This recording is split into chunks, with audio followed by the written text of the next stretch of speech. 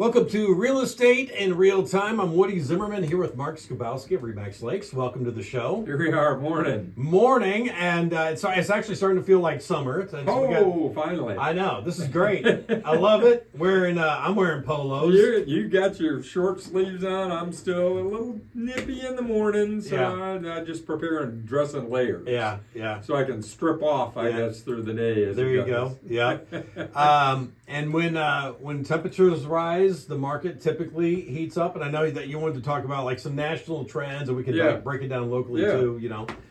With what's going on in the market right now. Yeah. So last year a lot of people jumped out of the housing market because interest rates were all over the map. Yeah. There was not a lot of inventory for buyers. No, there just was not. But the good news is, and it's a continuing theme this year, I know we've talked about it a little bit this year already, is that we're starting to see inventory build.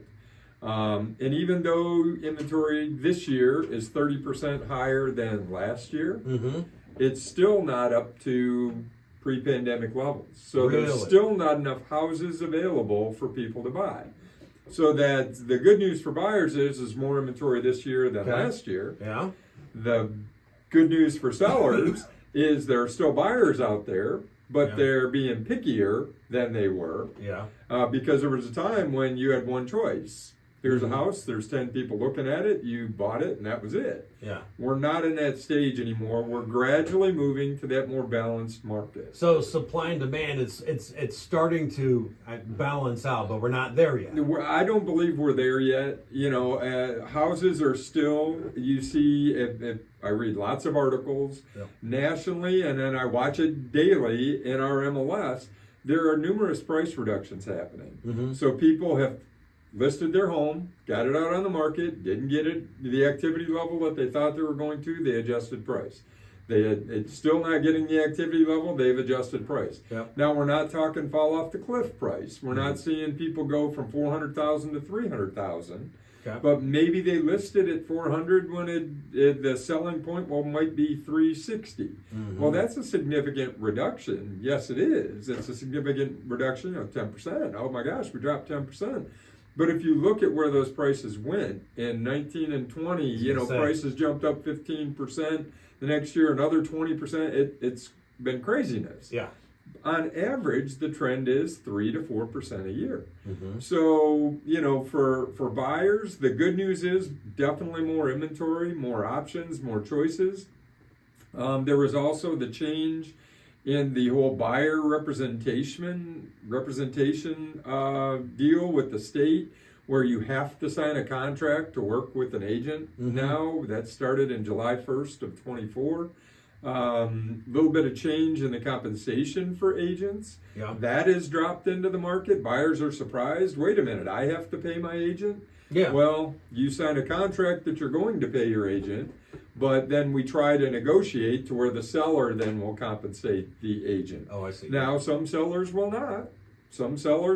And if you're going to work with that agent, then guess what, buyer? That may cost you, where for years the buyer didn't pay their agent anything. It was the seller paid all of the compensation. With that change last year, it's split. But the reality is, in our marketplace, most sellers are willing to compensate. Maybe not at the level that the agent would like to have. That's what it's been for decades anyway. It is constant. It has really been a negotiation right out of the gate. But this lawsuit happened nationally. It was a class action lawsuit. It's taken place. The ruling has happened, and now we're dealing with it. We figured out a way to continue to conduct business. So for some buyers that are concerned, they don't have the funds to pay their agent, you can still buy. We just negotiate that to where the seller will contribute. The housing market will go on. The housing market will go on. And the conditions for buyers have improved dramatically over last year. So a lot of people paused their search last year. They quit looking because, I can't find what I want. Interest rates are too high. I'm going to wait for the market to crash. All of those things, and none of them have come to pass, with the exception of we're seeing more inventory. So there's more options for buyers out there. Like I mentioned, the inventory 30% higher this year over last year. I can see it in the MLS every day. Every day I log into my computer, pop on to the MLS, and new listings. Yeah. And there was a time where you'd see, 3 for the week. Where now we're seeing 10 and 15 a day. That's good. Popping in, and we're a relatively small market. Sure. Now, again, part of that is it's lake season. So we're starting to see the lake homes come on. Although I have to say we've not seen the activity on the lakes yet. And I think that's due to weather. The weekends have not been that nice. No. They've been very iffy. I went up to Michigan to watch my boy play baseball. It was freezing. Yeah, it was cold. Yeah. So, I talked to everybody, with our office in Webster. State Road 13 runs right. I mean, I'm sitting there looking at State Road 13. Yeah. And on Fridays, you'd see a line of cars heading north, coming up out of Indy, whatever, coming up to go up to Wawasee or, and onto Webster. I'm not saying I see every car, but to go up to Wawasee. We haven't seen that yet. No. And then Sunday, if I happen to be in the office on Sunday afternoon, they're all heading south. Mm-hmm. We're not seeing that travel. We're not seeing people go. So I don't think the Lakers are up here yet, but I think we're going to get there. The weather's going to be nice. It's improving. We'll get there. Yep, it's coming. All right, very good. We're going to continue this conversation next. You're listening to Real Estate in Real Time. Welcome back. Welcome back. You're listening to Real Estate in Real Time. I'm Woody Zimmerman here with Mark Skabowski of Remax Lakes, and just talking about the national trend right now, and also breaking it down locally as well. Yeah, trying to get it, more local to where it fits for us, because the national isn't always the same. Yeah, they ultimately say real estate is local, and I would definitely agree with that. Yeah, was in Washington D.C. For a weekend. And, it's amazing the cost of housing in Washington, D.C. Sure. A starter home's $1 million plus. And that's like, huh? How do you do it? How do you do it? Where are the wages coming that are paying for that? I don't know. It's like, how do you do that? Yeah. So, and it's location, location, location. Yeah. I mean, real estate is all about that. So if you look in, the centralized locations, so Washington, D.C., Alexandria, Arlington, and around there, the further away you get, the more the prices go down. Yeah. And the more you get for your money. Mm-hmm. Well, Kosciuszko County is very similar to that. Mm-hmm. Warsaw, even though we're not a, major metropolis, mm-hmm. right? Not like Washington, D.C., home prices are higher in and around Warsaw than if you go out to Claypool, if you go out to North Webster, if you go Milford, home prices are local. They are based on those communities. So what we saw during the pandemic when inventory was so low, people branched out. They went from Warsaw, hey, I can't find anything there, I'll look in Silver Lake. I'll look in Claypool. Yeah. I'll look in other areas because they were more affordable. Well, the good news is there's more inventory in and around Warsaw. The good news is for folks who are trying to sell in Warsaw, mm-hmm. there's more inventory in Warsaw. So people are starting to pull those searches back. And what am I talking to? It's anecdotal evidence from clients that I'm working with. Yeah. I had expanded their searches, and now they're like, no, I want to be closer to where I'm going to work. And I call it Warsaw Homer Syndrome. When I lived in Michigan, my wife drove an hour to work. Yeah. I drove, 40 minutes to work. Right. But we come here and it's like, well, I don't want to be more than 15 or 20 minutes away from work. Yeah. And, and I've been here since 2000. Mm-hmm. We moved to Warsaw in 2000.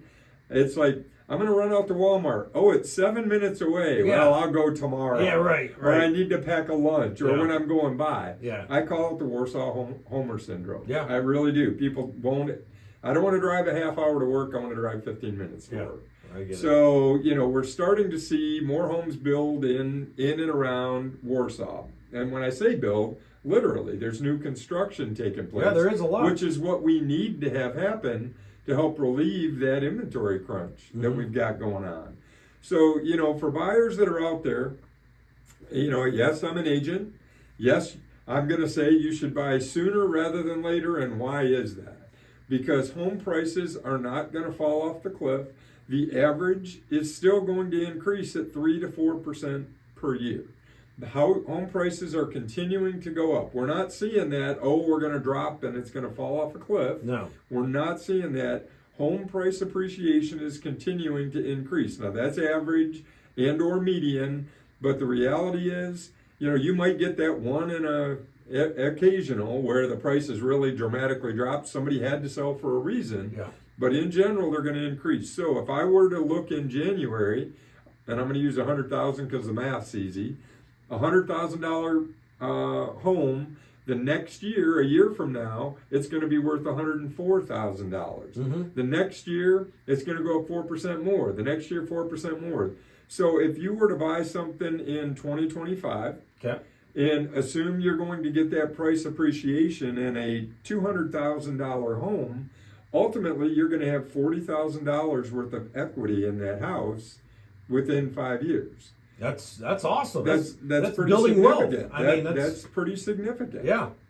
And a lot of times people want to buy their forever home and the one go around instead of let's buy something, let it increase in value, gain some equity, turn around, and then have to move again. Now, I'm not saying anybody enjoys moving every 2 years.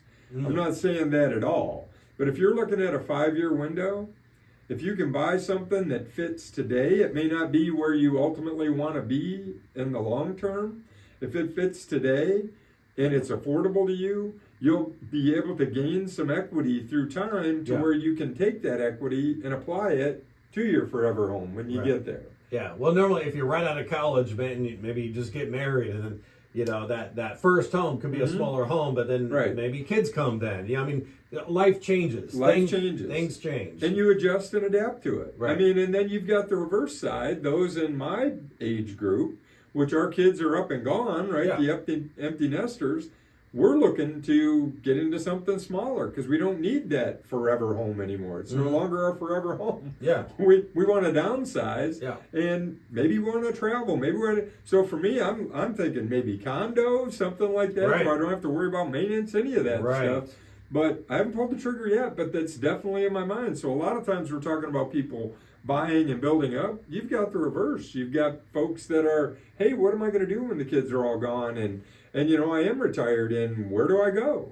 What am I going to do? For me personally, I want to be near a major airport. Yep. So I can travel when I want to travel and have access to my kids. If I don't live next to my kids, I want to be close to where I can see the grandkids. Yeah, I that's my thought process. I agree. And I want warmer weather. I guess maybe I should put that first. I don't want to deal with snow anymore. So gotta go south. Gotta go south. Gotta go south. Yeah. All right. Very good information for sure.